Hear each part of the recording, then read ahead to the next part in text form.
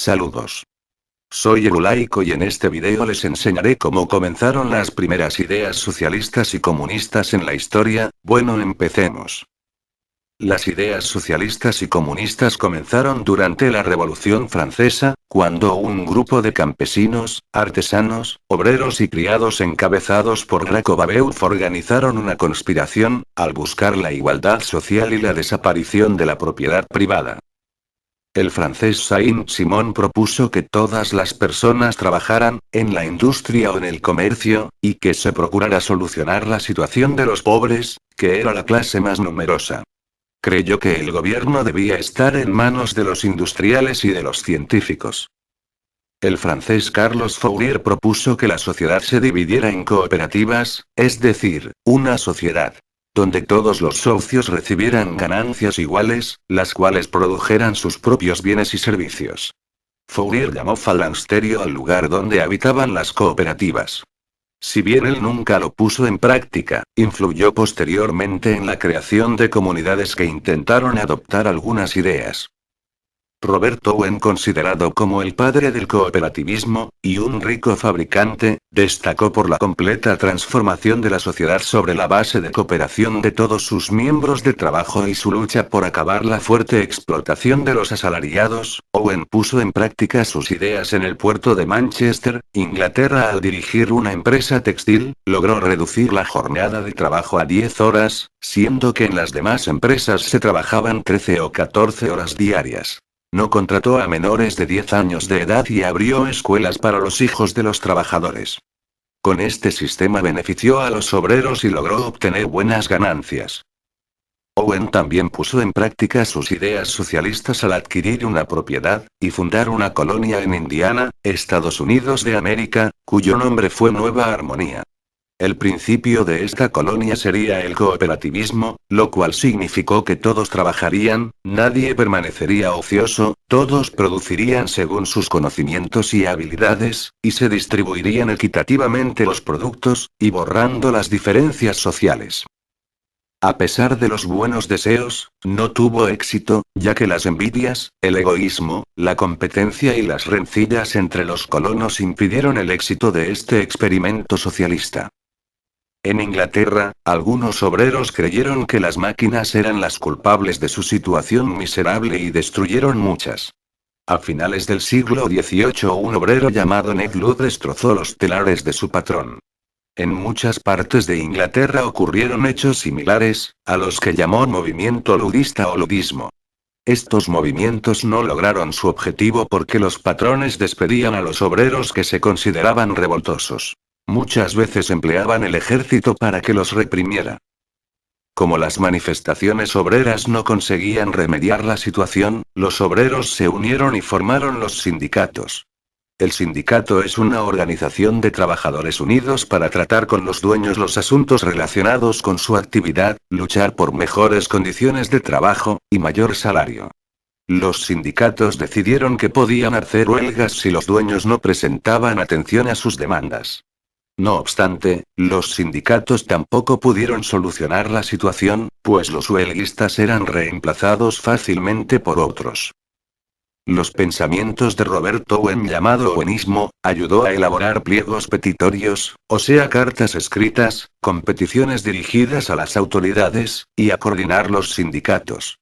Gracias a esto, en 1833, muy pocos obreros lograron reducir a 8 horas el trabajo infantil en las fábricas y mejorar las condiciones de trabajo.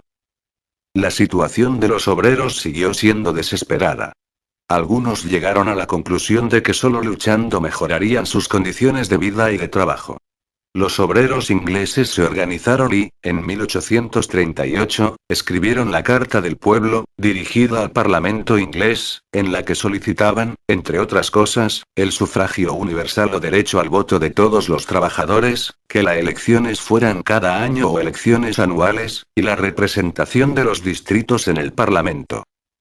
En la década de 1840 se difundieron en Europa las ideas socialistas, que fueron acogidas por los obreros y otros grupos de la sociedad, como los dueños de los talleres, o pequeños comercios, y los intelectuales.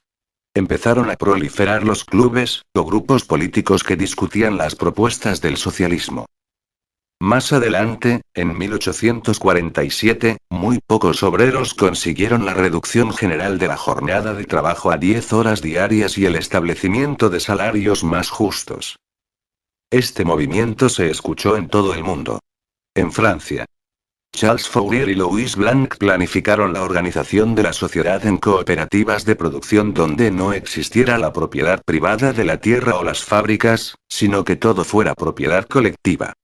Sus ideas proponían que los miembros de la sociedad entera trabajaran y se educara, y la riqueza se distribuyera en forma equitativa con el fin de acabar con la avaricia, la envidia y la violencia, y alcanzar la justicia, el bienestar, el progreso, y en fin la felicidad. En Europa, en febrero de 1848 se estalló un movimiento conocido como las revoluciones de 1848, en las cuales lucharon unidos los proletarios contra los burgueses. Estas manifestaciones populares se generalizaron en varias regiones de Europa. Las oleadas revolucionarias de 1820 y 1830 contra las ideas absolutistas del antiguo régimen y aunque fueron reprimidas, las revoluciones de 1848 tuvieron gran repercusión en estados como Francia, Austria, Alemania e Italia, y entre los escritores de la época, principalmente en Carlos Marx y Federico Engels, testigos y críticos de esta crisis y de la situación de los proletarios. En sus obras algunas ideas de los socialistas utópicos, y propusieron una nueva forma de pensar que ha sido llamada socialismo científico, porque se basaba en el estudio de la sociedad industrial de su tiempo. Afirmaron que la democracia de la sociedad capitalista es falsa porque sirve únicamente a los intereses de la burguesía. Marx y Engels consideraron que Owen, Fourier y Blanc eran unos ingenuos pues sus ideas partían de una utopía, y no tomaban en cuenta la realidad del sistema capitalista y los intereses de cada una de las clases sociales. De ahí que se le conoce como socialismo utópico. Además no advertía que los grupos dominantes se mantenían de la explotación de los trabajadores a sueldo o asalariados y nunca dejarían el poder, por acciones pacíficas o por arte de magia. En el manifiesto del Partido Comunista, publicado en 1848, propusieron a los obreros la solución de sus problemas. Esta consistiría en la instauración del socialismo, al que seguiría el comunismo.